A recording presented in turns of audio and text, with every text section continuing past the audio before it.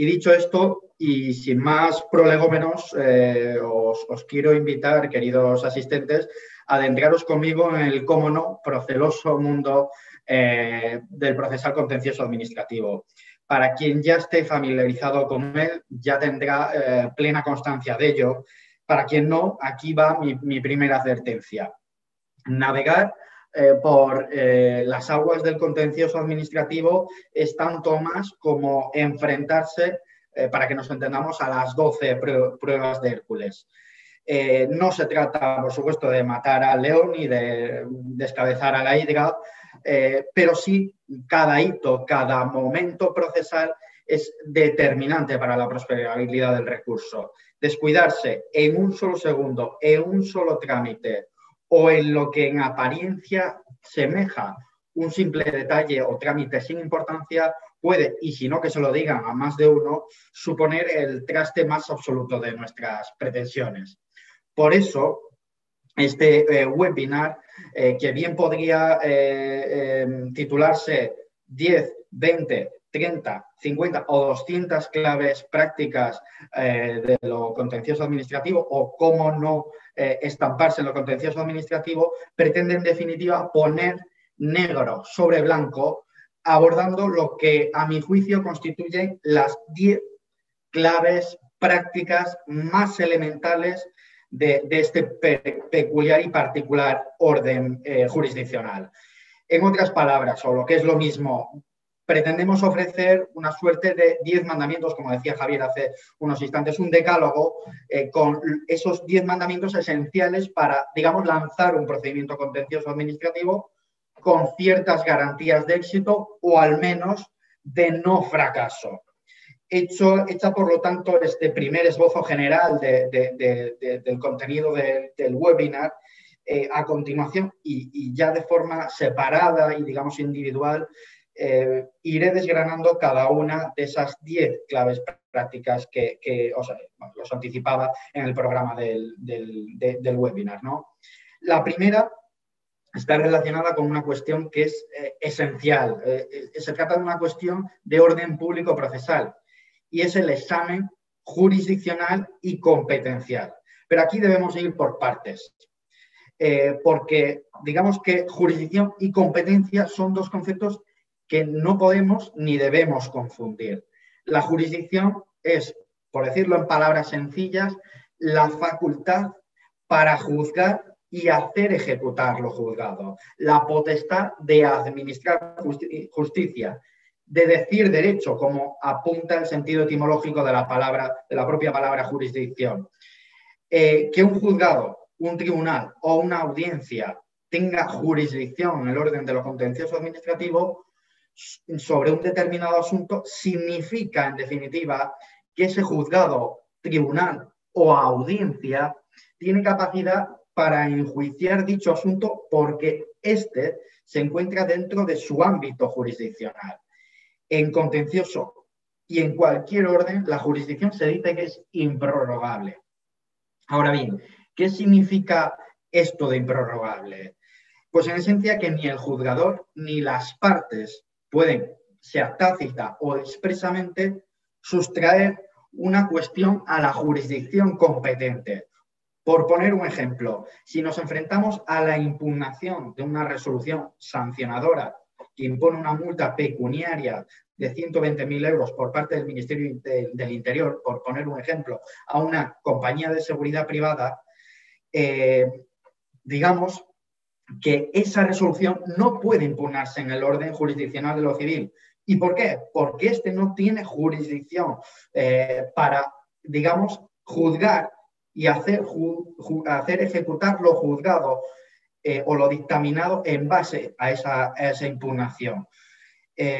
Tal y como digo, ni las partes ni el juzgador pueden sustraer el conocimiento de ese eventual recurso frente a esa resolución sancionadora que estamos poniendo como ejemplo del orden de lo contencioso administrativo. No pueden llevarlo a lo civil, no pueden llevarlo a lo penal, porque compete, porque tiene jurisdicción el orden de lo contencioso administrativo.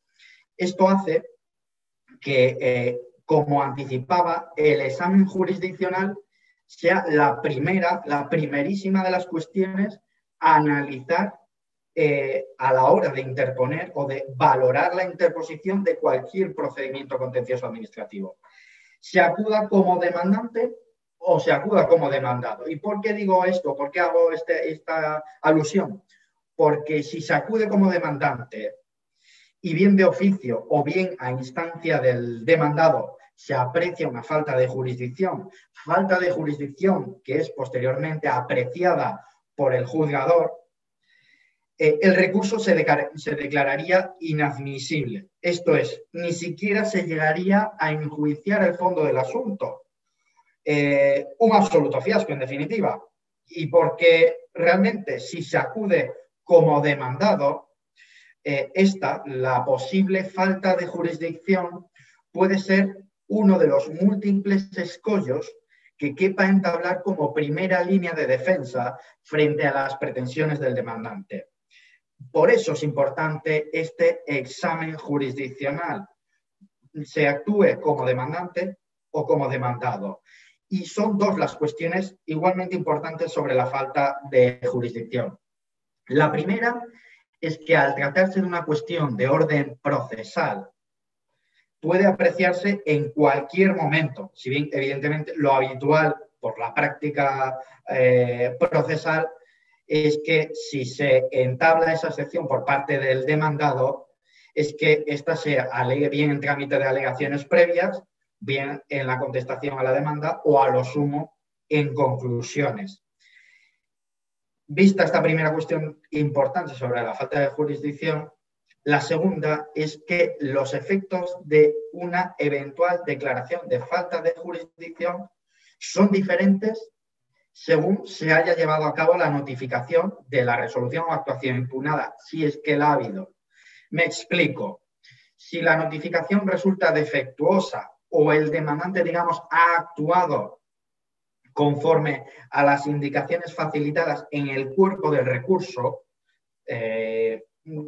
realmente no puede imputársele, es decir, si, por poner un ejemplo y que podamos verlo con claridad, si recibimos una resolución sancionadora, como decía antes, del Ministerio Interior, con una multa pecuniaria de 120.000 euros y el pie de recurso nos dice que esa resolución es recurrible ante el juzgado de primera instancia, por poner un ejemplo, absurdo, pero por ponerlo, el juzgado de primera instancia de Madrid, pues, y seguimos esas indicaciones, es evidente que de seguir esas indicaciones tal y como hace constar ese pie de recurso, ese defecto, esa falta de jurisdicción que finalmente se acabará apreciando, no nos es achacable a nosotros. Con lo cual, el demandante no tiene por qué pechar con sus consecuencias.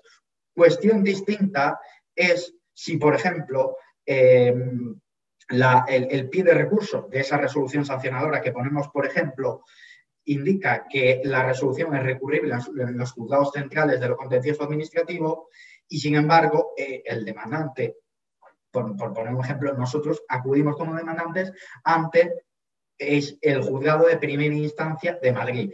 Evidentemente, la falta de jurisdicción es impepinable, por así decirlo, y, por supuesto, los efectos de esta son totalmente perjudiciales para el demandante, con la consecuencia evidente de que puede acarrear un indudable efecto en lo que a prescripción y caducidad se refiere. Por eso es importante el examen jurisdiccional a la hora de valorar e interponer un recurso contencioso administrativo. El examen competencial, que forma parte de esta primera clave práctica, como digo, entraña menos problemas que el de jurisdicción, al menos a priori. Pero aún así tampoco es una cuestión baladí, ni mucho menos. Al final, la competencia es una potestad, digamos, en acto, como dice la doctrina. Es la capacidad de un determinado órgano jurisdiccional para conocer un determinado asunto en su propio favor y con exclusión del resto de órganos jurisdiccionales del mismo orden. La competencia, de la misma manera que ocurre con la jurisdicción, es improrrogable. De forma que no es posible que, insisto, igual que ocurre con la jurisdicción, no es posible que las partes sometan a un determinado órgano jurisdiccional una cuestión que por imperativo legal debe estar sometida a otro órgano dentro del mismo orden, ¿no? El examen de competencia se puede plantear, comparte muchas notas con el de jurisdicción, igualmente de oficio o a instancia de parte, y se puede plantear en cualquier momento antes de dictarse sentencia, aunque también hay algunos casos, la casuística jurisprudencial, como sabéis, es inmensa, hay algunos casos donde también se ha llegado a plantear en apelación. Cuando se constata una falta de competencia de forma inequívoca, dice la Ley de Jurisdicción Contencioso Administrativa, puede acarrear la inadmisión del recurso. No obstante, tiene que ser inequívoca. Y lo cierto es que la práctica procesal revela que, quizás por estar más impregnada de este tinte del que se habla tanto a día de hoy, es un tinte antiformalista, revela que en realidad cuando se aprecia una declaración de incompetencia, lo que se produce es la remisión de las actuaciones al órgano jurisdiccional competente, debiendo continuar el proceso ante ese mismo órgano jurisdiccional. Cuestión que, por otra parte, y en la práctica, entraña para las partes el deber de personarse en ese nuevo órgano al que compete el conocimiento del asunto. Aunque en estos casos siempre lo recomendable es estar, por supuesto, a lo dispuesto en la resolución de inhibición, donde se marcarán si exige una nueva personación o no. Sentado lo anterior, entramos ya en la segunda clave práctica. Hemos visto examen jurisdiccional, examen competencial. Ahora toca examinar la competencia para ser parte frente a la capacidad procesal y, más concretamente, abordar una pregunta para mí crucial igualmente a la hora de lanzar un contencioso administrativo, y es quién o qué personas pueden ser parte o pueden actuar como parte en contencioso administrativo. Bueno, todos sabemos que la capacidad para ser parte es en esencia la idoneidad para ser titular de derechos u obligaciones en el proceso, ser demandante o ser demandado, en definitiva.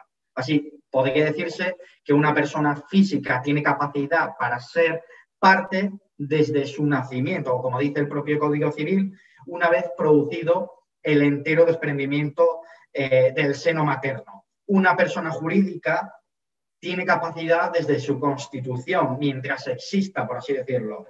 Ahora bien, actuar en un procedimiento contencioso administrativo no basta con la capacidad para ser parte, no basta con la mera capacidad jurídica.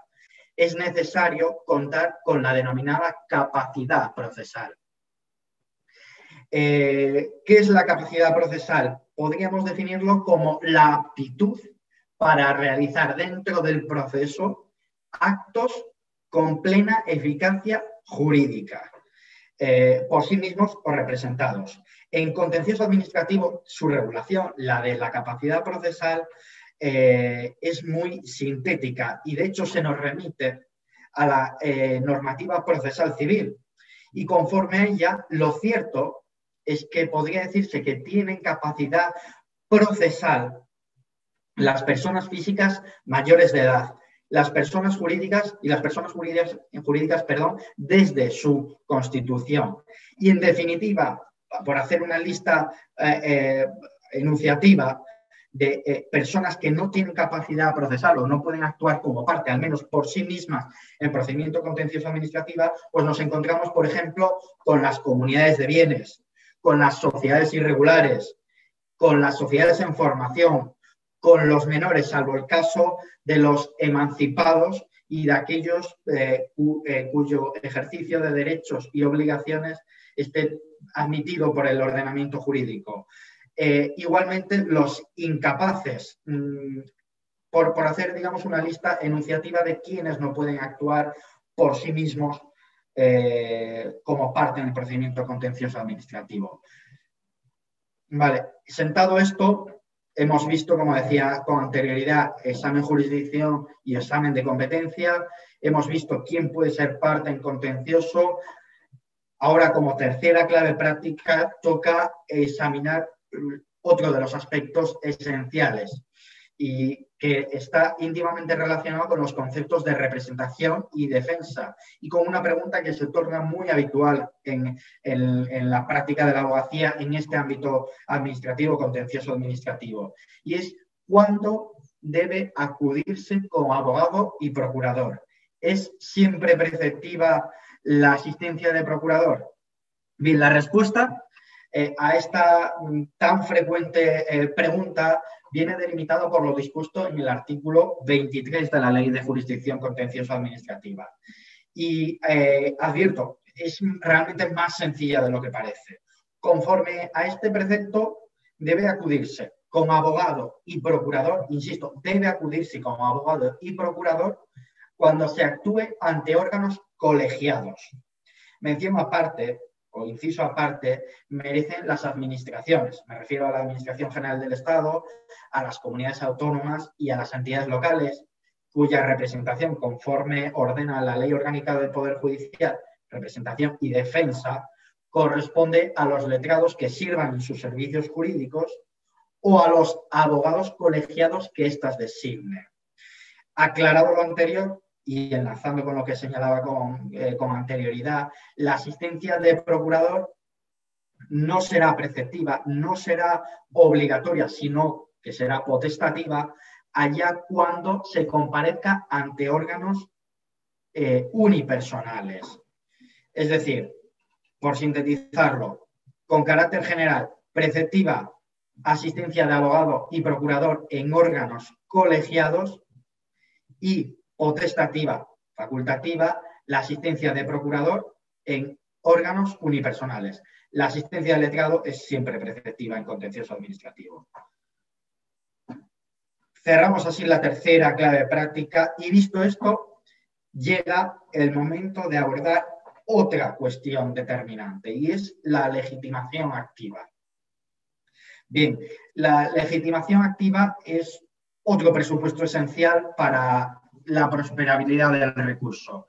Para que nos hagamos una idea, si la capacidad procesal es la aptitud para ser parte en un proceso, la legitimación activa podría decirse que es la aptitud para ser parte en un proceso concreto. Y más en detalle, la legitimación activa es la capacidad para ser demandante en un determinado proceso contencioso administrativo.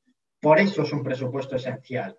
Y es que la falta de legitimación activa acarrea la inadmisión del recurso. Exacto. Supone la inadmisión del recurso. Y lo cierto es que esta excepción, esta cuestión procesal, está íntimamente ligada con un concepto de mucho arraigo en el mundo del derecho administrativo, que es el concepto de interés legítimo.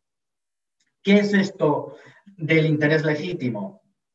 Pues bien, es lo que, simplificándolo mucho, determina que haya legitimación activa. Podría decirse que si hay interés legítimo, hay legitimación activa.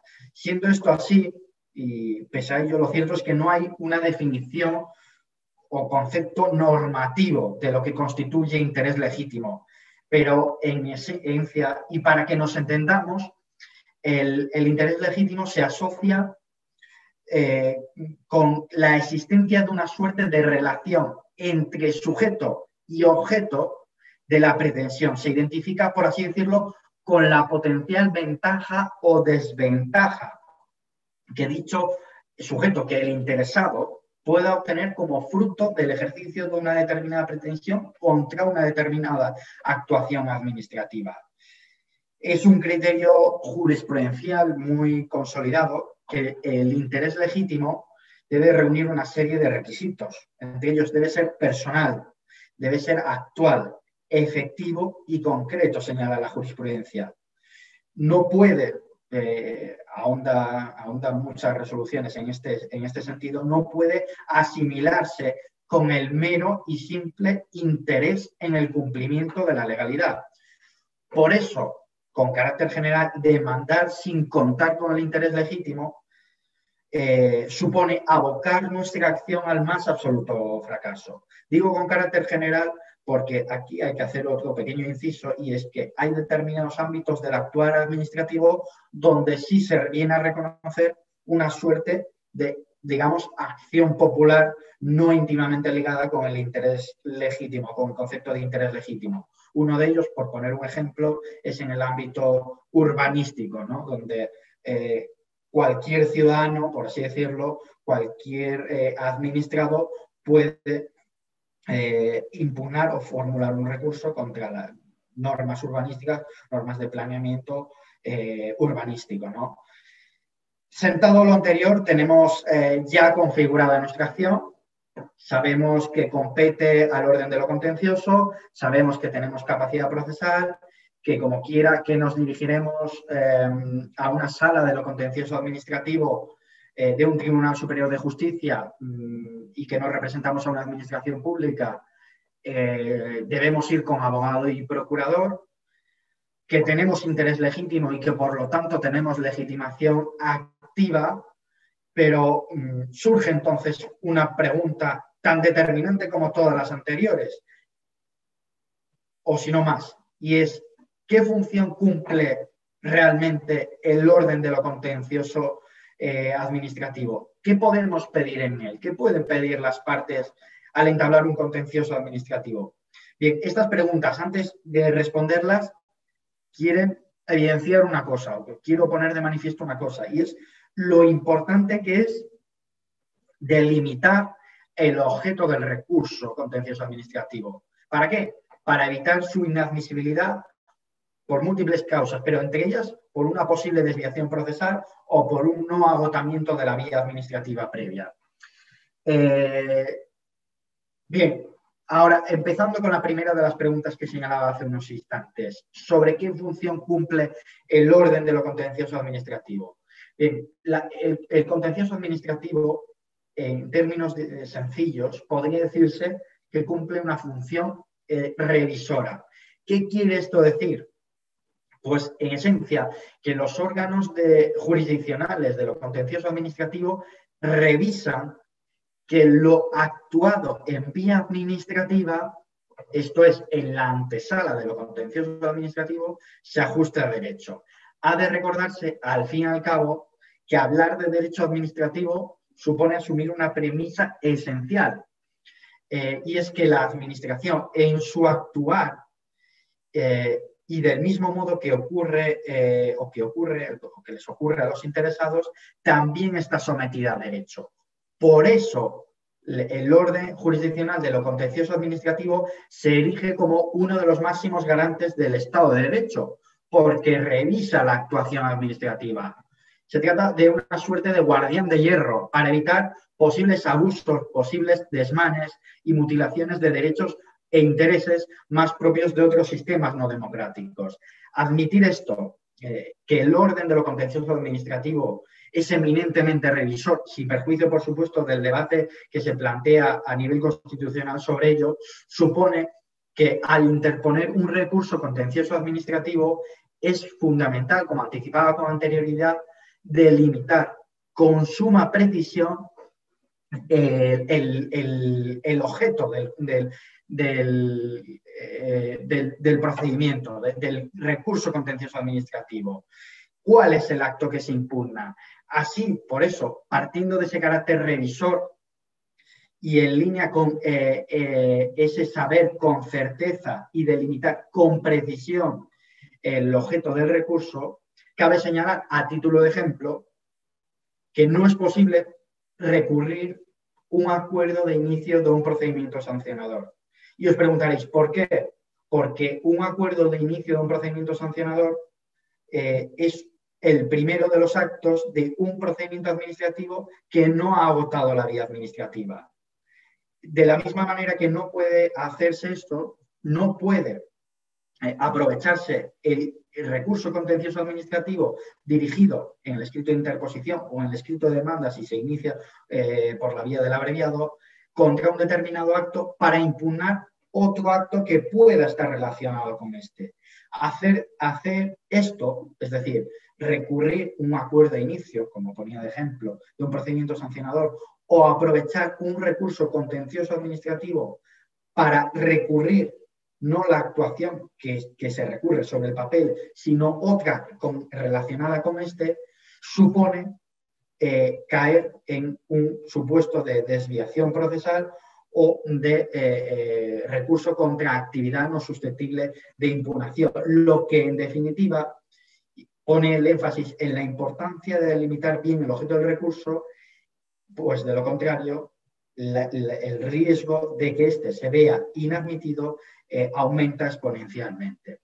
Teniendo claro el objeto, lo que se puede pretender en el orden de lo contencioso administrativo, esa revisión de lo actuado en la antesala administrativa, llega el momento de abordar, digamos, la sexta clave práctica, que versa sobre el necesario discernimiento entre actos expresos y actos presuntos y sus particularidades sobre ellos. Pero vayamos aquí también por partes.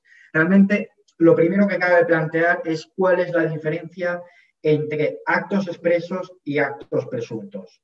Pues bien, por así decirlo, tratando, insisto, de simplificar, podríamos afirmar que al final los actos expresos son aquellos que constituyen declaraciones expresas de voluntad de la administración, son manifestaciones directas plasmadas sobre el papel. Esa resolución sancionadora con esa multa de 120.000 euros de la que hablábamos al principio de la exposición, eso es un acto expreso. Los actos presuntos, por el contrario, son aquellos cuya existencia declara el ordenamiento jurídico por la concurrencia de toda una serie de requisitos. El más vivo ejemplo de un acto presunto es el silencio administrativo, la desestimación por silencio o la estimación por silencio, que también existe. Hecha esta distinción, lo cierto es que no es lo mismo recurrir un acto expreso que un acto presunto. ¿Por qué? Pues principalmente, sin perjuicio de otras cuestiones, por los plazos. Y aquí, como en cualquier orden de carácter eminentemente procesal, los plazos son fundamentales. Así, mientras un acto expreso, de la misma manera que ocurre con las disposiciones de carácter general, ha de recurrirse en líneas generales y salvo especialidades, conforme ordena el artículo 46 de la Ley de Jurisdicción Contencioso Administrativa, en un plazo máximo de 2 meses desde la notificación de dicho acto, los actos presuntos, en función del tipo de acto, se recurren en otros plazos. Y cuidado aquí, porque dentro de los actos presuntos no tiene el mismo plazo de impugnación la desestimación presunta de un recurso de reposición que, por ejemplo, un recurso frente a la inactividad o frente a una actuación en vía de hecho. Me explico. La desestimación de un acto presunto, como puede ser el silencio, está sometida a un plazo, según la Ley de Jurisdicción, un plazo máximo de 6 meses contados desde la fecha en que el silencio ha cristalizado sus efectos. Ahora bien, esto es lo que dice la ley. ¿Qué dice la jurisprudencia al respecto del Constitucional y del propio Tribunal Supremo? Que cuando se recurre un acto presunto, como puede ser una desestimación por silencio, realmente ese recurso no está sometido a plazo alguno. ¿Por qué? Porque la Administración tiene obligación de resolver.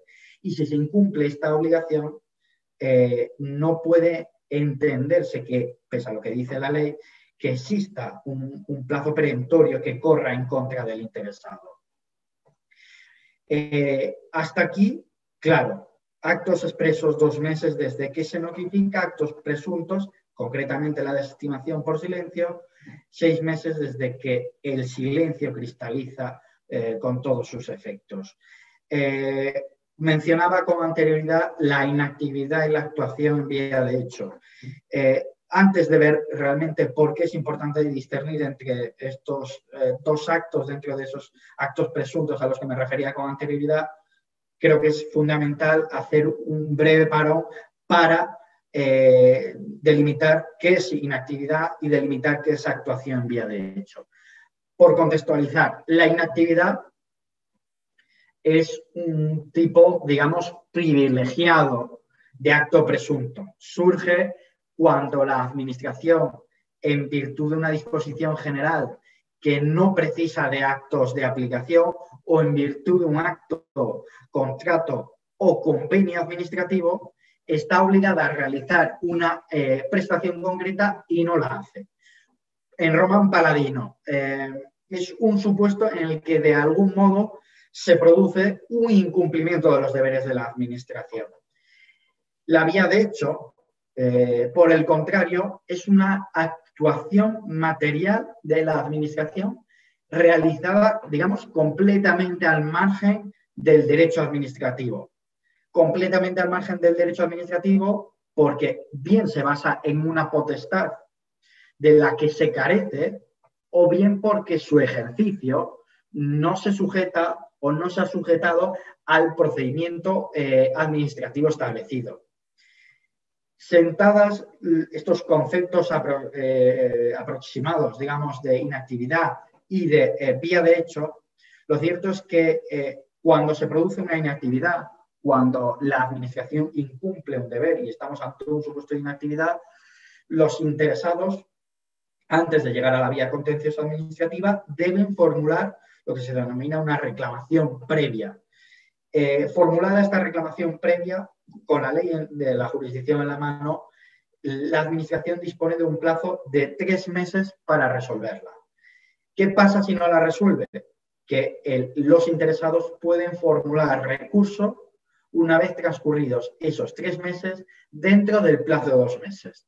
Lioso, desde luego, pero se simplifica, o al menos nosotros lo simplificamos en la práctica, cuando hacemos referencia al 3+2. 3 meses desde la presentación de la reclamación previa para que la Administración conteste a la misma y 2 meses desde que ha consolidado el efecto, digamos, desestimatorio desde la presentación de la propia reclamación para deducir el pertinente recurso contencioso administrativo. En caso de vía de hecho, dice la ley de jurisdicción contencioso administrativa que el interesado, una vez aprecia una actuación en vía de hecho, puede bien formular un requerimiento que ha de contestarse por parte de la Administración en un plazo de 10 días, y si no se contesta en ese plazo de 10 días, el interesado dispone de otros 10 días para deducir contencioso administrativo.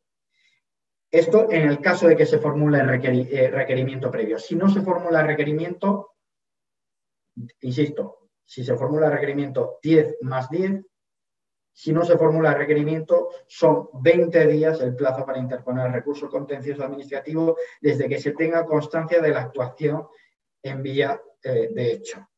De ahí la importancia de discernir entre actos expresos y presuntos, porque el plazo a la hora de interponer un recurso contencioso administrativo es considerablemente diferente según se trate, como hemos visto, de actos expresos, de actos presuntos y dentro de estos el general o la general desestimación por silencio, la inactividad o la vía de hecho. Por recapitular y de forma muy sintética, el plazo para interposición de recurso contencioso administrativo frente a actos expresos, 2 meses desde su notificación. Frente a actos presuntos y concretamente desestimaciones por silencio administrativo, 6 meses apunta la ley.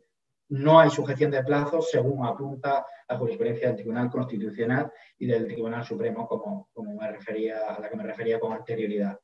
Frente a la inactividad, el 3+2, se formula reclamación previa, 3 meses para que la Administración conteste y si transcurridos esos 3 meses no contesta, en plazo de 2 meses se formula recurso contencioso administrativo. Y finalmente, actuación vía de hecho, el 10+10 o el 20 directamente.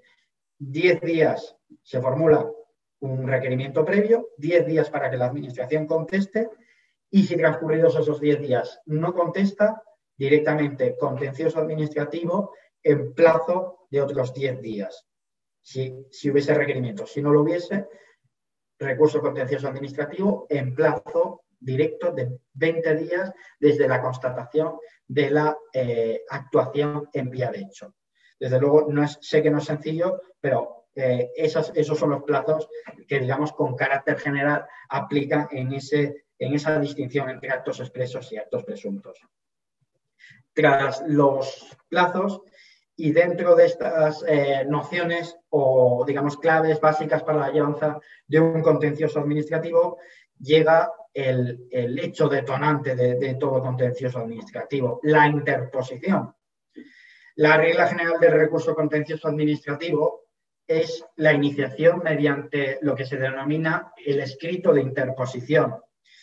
Existen, por supuesto, otros supuestos, caso de que se lleve por procedimiento abreviado, el recurso de lesividad, recursos contra la inactividad en determinados casos, en los que el recurso contencioso administrativo principia no mediante este escrito de interposición al que hago referencia, sino mediante lo que es en esencia una demanda por procedimiento abreviado.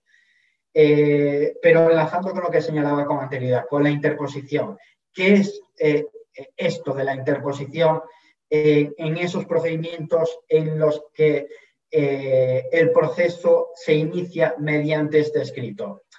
Para que nos entendamos, la interposición es en esencia un escrito a través del cual el recurrente pone en conocimiento de un juzgado, de un tribunal o de una audiencia que se le ha notificado un determinado acto o que ha tenido constancia de una determinada actuación y que, no considerándola ajustada a derecho, su intención es recurrirla. Es, por así decirlo, una suerte de escrito de anuncio. Oiga, yo pongo en conocimiento del Tribunal Superior de Justicia que he recibido una resolución sancionadora de la Consejería de Sanidad de la Comunidad de Madrid con la que no estoy conforme y por eso interpongo este recurso contencioso administrativo. Realmente se trata de un escrito sencillo, desde luego, pero que, como todo en este orden en el que nos movemos, exige, por supuesto, su técnica. Y es que una de las cuestiones esenciales y que realmente en la práctica parece ser no tan sencilla, no tan recurrente, es que la interposición se ha de citar con claridad, con precisión, cuál es la disposición, acto, inactividad o actuación en vía de hecho que se impugna, y debe solicitarse que se tenga por interpuesto el recurso. Esto parece sencillo, pero en realidad en la práctica sorprendería ver la cantidad de escritos de interposición que abundan, en los que o bien no se cita con claridad la actuación recurrida o bien se introducen pretensiones que deben introducirse en la demanda. Enlazando con esta última cuestión, hago aquí un especial hincapié. En el escrito de interposición no es el escrito en el que deben de introducirse las pretensiones que se formularán con posterioridad en la demanda. No. En el escrito de interposición lo que se solicita es que se tenga por interpuesto el recurso contencioso administrativo. Nada más y nada menos. Las pretensiones se deducirán, se entablarán con posterioridad en el posterior escrito de demanda. Lo importante, delimitar con claridad el acto o disposición o actuación que se impugne y, por supuesto, no introducir pretensiones extrañas a la propia naturaleza del escrito de interposición.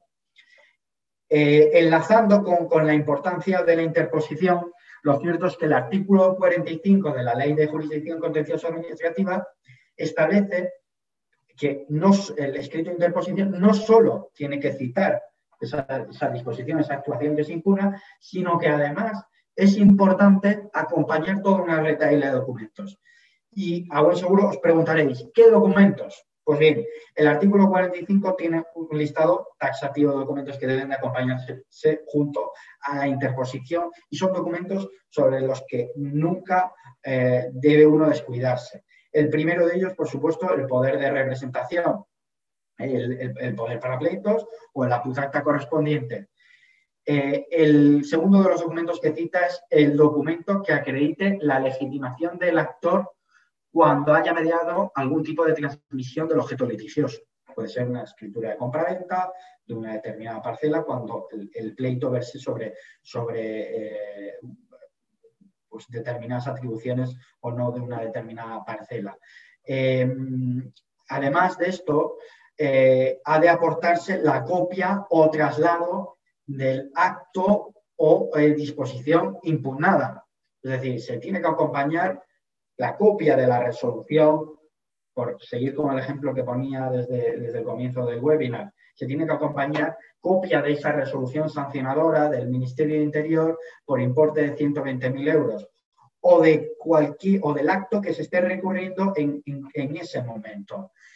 Y a todos estos documentos, a estos 3 documentos que he citado con anterioridad, se une un documento todavía más importante en el caso de que quien entable la acción, quien entable el recurso contencioso administrativo, sea una persona jurídica.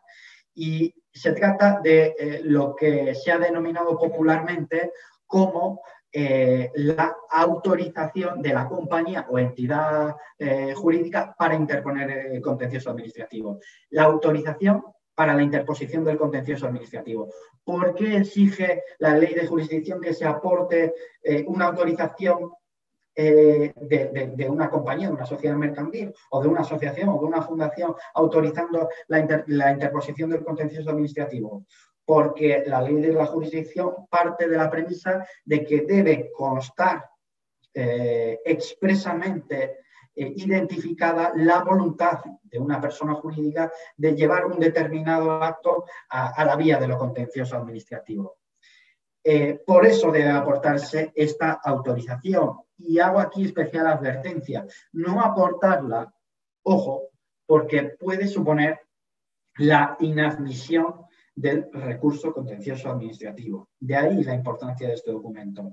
Y es más, no se trata solo de aportar la autorización, evidentemente suscrita por quien tenga atribuidas las facultades dentro de la compañía o de la entidad jurídica que corresponda, quien tenga atribuidas las facultades para autorizar ese contencioso, sino que además es recomendable aportar los estatutos. ¿Y por qué?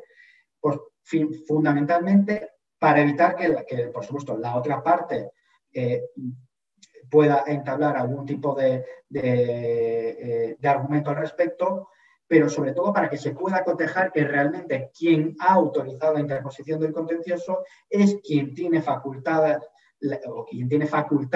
para firmar esa autorización. Es más, la práctica procesal ha revelado que en supuestos donde sí se ha aportado esa autorización para la interposición del contencioso, pero no se han aportado los estatutos, y se ha requerido a la demandante para que los aportase y no los ha hecho y no los ha aportado por cualquier circunstancia o ha aportado otro documento, la práctica procesal, como digo, revela que ese recurso, si el juez así lo considera, puede llegar a ser inadmitido. En esto, por supuesto, las corrientes jurisprudenciales son dispares. Hay alguna más formalista, otra más antiformalista. Pero con la ley en la mano, y es aquí a lo que quiero hacer especial referencia, es que el hecho de no aportar la autorización, el hecho de no acompañar los estatutos, pueden, en definitiva, suponer la inadmisión del recurso contencioso administrativo. De aquí la consigna fundamental de que cuando actuemos en representación y defensa o en defensa únicamente de una persona jurídica, fundamental acordarse de acompañar no solo los documentos que citaba con anterioridad al abordar esta séptima cuestión práctica, sino además esa autorización a la que hago referencia y además, como punto recomendable, los estatutos o documentos que acrediten que la autorización ha sido firmada por quien tiene facultades para autorizar la interposición de este contencioso administrativo. Bien, hasta aquí podríamos decir que nuestro procedimiento ya ha sido iniciado, que se tramita por los cauces del ordinario, que la relación procesal ha sido correctamente configurada, que la interposición no merece tacha por estar delimitado con precisión y claridad la actuación que se recurre, pero llega entonces el momento de abordar para mí, octava clave práctica. Clave que además quiero encabezar con la siguiente pregunta, y es: ¿cuándo es decir, en qué momento procesal debe solicitarse el recibimiento del pleito a prueba en contencioso administrativo. Bien, la norma general, y por contextualizarla, artículo 60, apartado 1 de la Ley de Jurisdicción, es que el recibimiento del pleito a prueba solo puede pedirse en los escritos de demanda, en los escritos de contestación y, en su caso, en los escritos de alegaciones complementarias. ¿Y cómo ha de pedirse el recibimiento del pleito a prueba? Pues bien, mediante otro sí, dice el artículo 60. Y además, es exigencia expresa del artículo, expresando de forma ordenada los puntos de hecho sobre los que deba versar la prueba y los medios de prueba de los que la parte pretenda valerse. Hago hincapié en esta cuestión por lo siguiente, porque si no se expresan los puntos de hecho sobre los que debe versar la prueba, realmente la petición del recibimiento del pleito a prueba puede ser directamente desestimada. Desestimada porque no cumple las exigencias del artículo 60.1 de la Ley de Jurisdicción.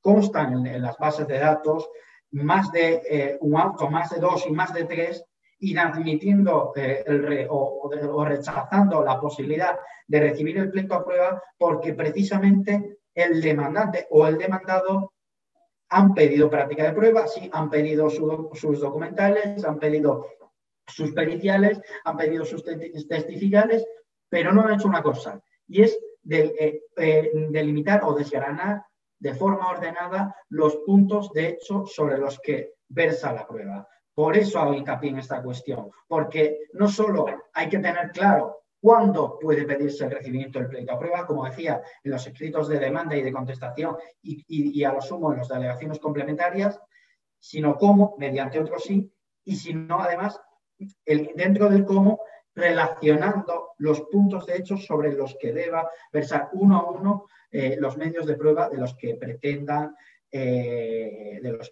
valernos. Por tanto, la consigna es que, como digo, la prueba se pide con indicación de esos hechos en los escritos de demanda y de contestación por medio de otro sí, y fuera de eso ha de quedarnos claro que las probabilidades de práctica de prueba, las probabilidades de que ésta se inadmita crecen exponencialmente, salvo, aunque no es objeto de la exposición del día de hoy, cuando se trate de, digamos, hechos nuevos o diligencias para la mejor decisión del asunto, que son 2 puntos sobre los que contiene cierta regulación la Ley de Jurisdicción Contencioso Administrativa, y 2 puntos sobre los que desde luego tienen su casuística particular y a buen seguro darían para otro webinar de forma separada. Visto realmente esta octava clave práctica, la novena enlaza con otra cuestión también determinante, y es relacionada con el trámite de personación para los demandados, y concretamente con la imposibilidad de utilizar este trámite para ayudar, como una suerte de caballo de Troya, dentro del propio proceso, al demandante. Es decir, por partir un poco del antecedente jurídico, este trámite, el de personación de demandados, está previsto en los artículos, en el artículo 49, con una regulación residual o, digamos, complementaria en el artículo 48. En el primer precepto, en el artículo 49, se dice, y cito textualmente, la resolución por la que se acuerde remitir el expediente se notificará en los 5 días siguientes a su adopción a cuantos aparezcan como interesados en él, emplazándoles para que puedan personarse como demandados en el plazo de 9 días. Bien, este es el trámite de personación de demandados, esos 9 días a los que se refiere el artículo 49 de la Ley de Jurisdicción. ¿Y qué es lo que no cabe hacer? Lo que no cabe hacer es aprovechar este trámite que, como dice el propio artículo, es para personarse como demandado. Lo que no puede hacerse es personarse para robustecer o buscar o ayudar o ayudar al demandante.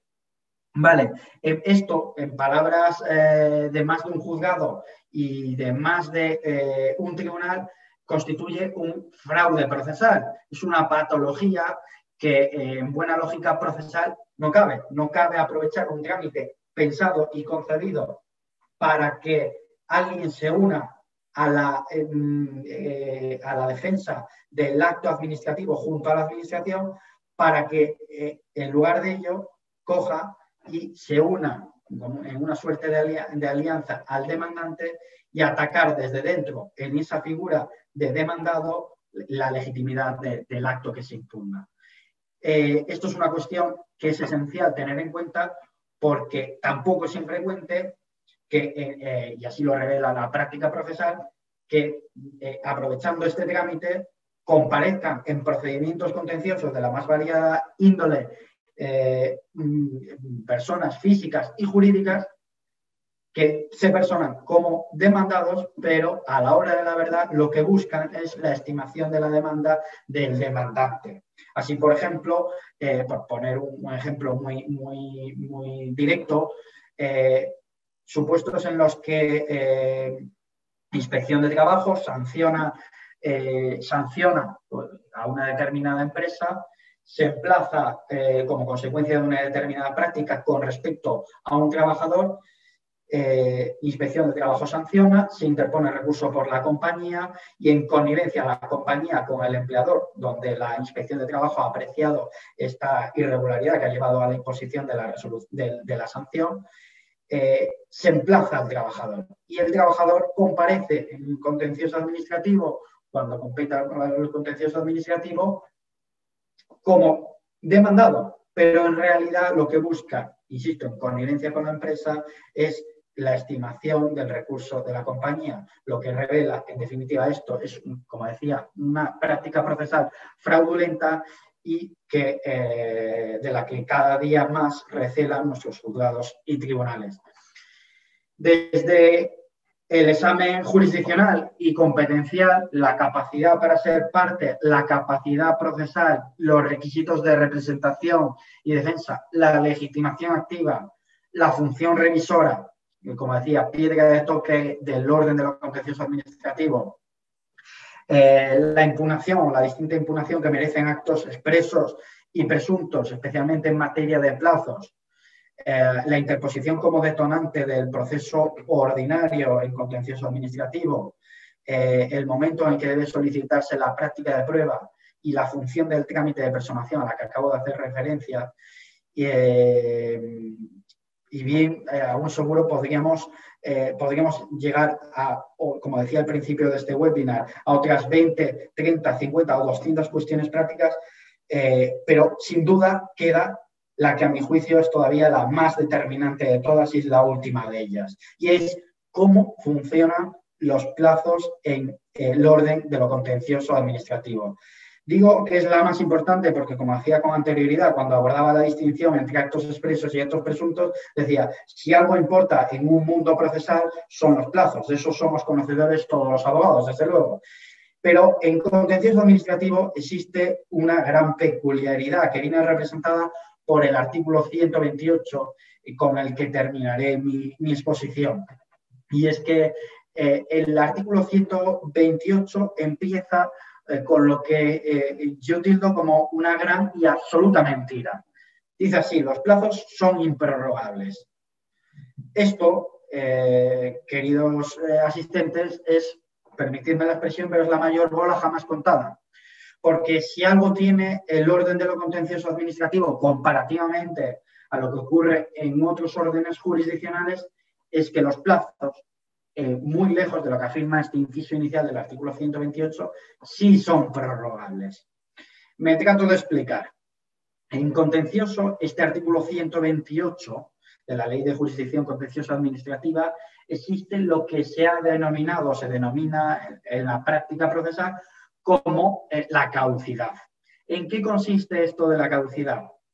Pues en esencia en que vencido un determinado plazo, por ejemplo, el plazo para deducir demanda de 20 días, el demandante puede presentar esa demanda el día de gracia posterior al del vencimiento ordinario, por supuesto, hasta las 15 horas. Pero no solo eso.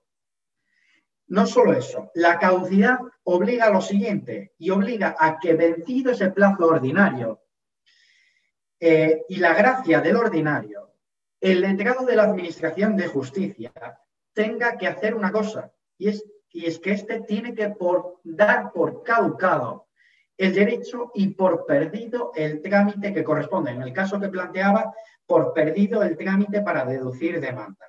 Y eso tiene que dejar constancia de ello en una resolución que se le tiene que notificar al demandante y al demandado. Esa resolución que se notifica a ambas partes se hace llegar a un determinado día y lo que supone la caducidad, y por eso digo que los plazos sí son prorrogables en contencioso administrativo, lo que supone la caducidad es que el día en el que se notifica al demandante, en este ejemplo que estamos poniendo, esa resolución del letrado de la Administración de Justicia que tiene por caducado el derecho y por perdido el trámite, ese día, que puede ser 2 semanas después del vencimiento ordinario y del vencimiento de gracia, o como me ha llegado a pasar a mí, 1 año y medio más tarde de ese vencimiento ordinario, ese día en el que se notifica esa resolución, el demandante puede todavía entablar su demanda. El demandado, en supuesto de que fuese un trámite para contestar a la demanda, puede todavía contestar a la demanda. Por eso digo que ese inciso inicial del artículo 128 es la gran mentira del orden de lo contencioso administrativo, porque si una cosa hay, a tenor de lo que establece precisamente el artículo 128, es que los plazos sí son prorrogables, y son prorrogables precisamente por este instituto de la caducidad. Al final, como digo, en la práctica supone que no solo hay el vencimiento ordinario, no solo hay el vencimiento en gracia, sino que hay el vencimiento en caducidad. Y es más, hay resoluciones que incluso se atreven a reconocer la procedencia de la gracia de la caducidad. Por eso, entiendo que es algo que no deja de resultar curioso, digo, y hago tanto hincapié en que realmente los plazos sí son prorrogables. Pero ojo, no para todas las actuaciones procesales. Esto es importante tenerlo claro. La caducidad aplica, digamos, a los trámites esenciales o materialmente esenciales dentro del procedimiento contencioso administrativo. Me explico. Es la aplicación a los escritos de alegaciones, es la aplicación al trámite para formular demanda, es la aplicación al trámite para contestar demanda, para presentar conclusiones, para, digamos, los trámites nucleares del proceso contencioso administrativo. Ahora bien, no aplica, como dice el propio artículo 128, para cuando se trate de plazos para interponer o preparar recursos. Con lo cual, tenemos la siguiente conclusión. Los plazos en contencioso son prorrogables, al menos dentro de los trámites esenciales o nucleares del proceso contencioso administrativo, salvo cuando se trate de un plazo para preparar o interponer recursos. Y con esto se extiende a los recursos de reposición contra determinadas actuaciones procesales, se extiende a los recursos de apelación y se extiende, por supuesto, al recurso de casación. Y hasta aquí, bueno, llega lo que puedo contaros al menos por hoy. Desde luego, he de agradeceros a todos vuestra atención. A quien se haya dormido, porque yo sé que es una cuestión que tiene sus aristas y se hace árida en muchas ocasiones. Ha llegado el momento de despertarse. Y ahora, Javier, no sé si tenemos alguna pregunta, pero por supuesto quedo a vuestra entera disposición para resolver cualquier duda o aclaración que surja, ¿vale? Excelente, Alfonso. Buenos días a esos compañeros que, como apuntaba, se habían dormido. Entiendo que ninguno, pero por si acaso me sumo a tu guiño. Tengo alguna pregunta vía chat. Aún así, invito a que a partir de ahora nos dejen esos compañeros que están en directo, que son bastantes, esas posibles consultas vía chat. También os informo, Alfonso, te informo que si hay alguna cuestión, consulta que es bastante extensa o compleja, podríamos incluso habilitar el micrófono y de esa forma más directa trasladársela al propio Alfonso. Si queréis me lo podéis detallar vía chat. Yo habilito el micrófono y listo. Pues excelente el viaje por este decálogo, 10 mandamientos, como decías al principio, en relación al examen jurisdiccional y convencional, capacidad para ser parte y capacidad procesal, esos que me gustaría tratarlo después contigo, grandes quebraderos de cabeza en relación a representación y defensa, la limitación activa, el carácter o la función revisora del orden contencioso administrativo.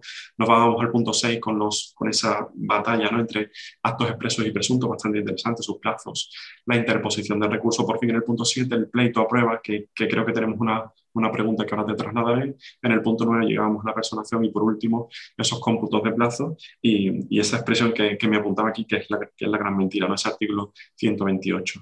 Los plazos sí son prorrogables en el orden contencioso administrativo, me lo apuntaba también Alfonso. Si te parece, sin perjuicio de que vayan llegando esas preguntas vía chat y a darte un respiro ante esta excelente exposición, si te parece, te voy trasladando las preguntas. ¿Te parece, Alfonso? Sí, sí, por supuesto. A ver que me ordene.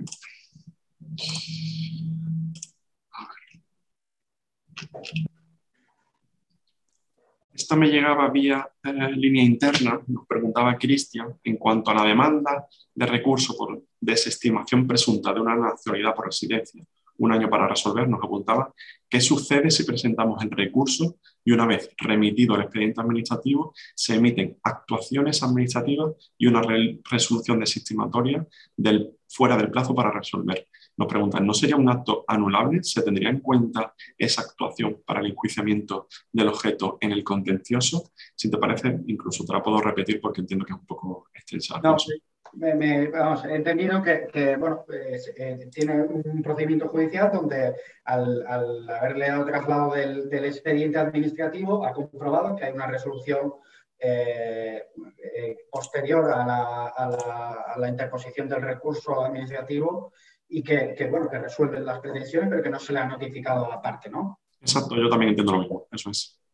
Sí, bueno, en este caso estamos ante lo que bueno, se tilda en la práctica como un fenómeno de resolución extemporánea, son resoluciones extemporáneas, aquellas que se dictan fuera del plazo en el que el silencio ya ha cristalizado sus efectos, como digo, pues por ejemplo, una reposición, sabemos que es un mes desde que se presenta, consolida efectos el silencio negativo.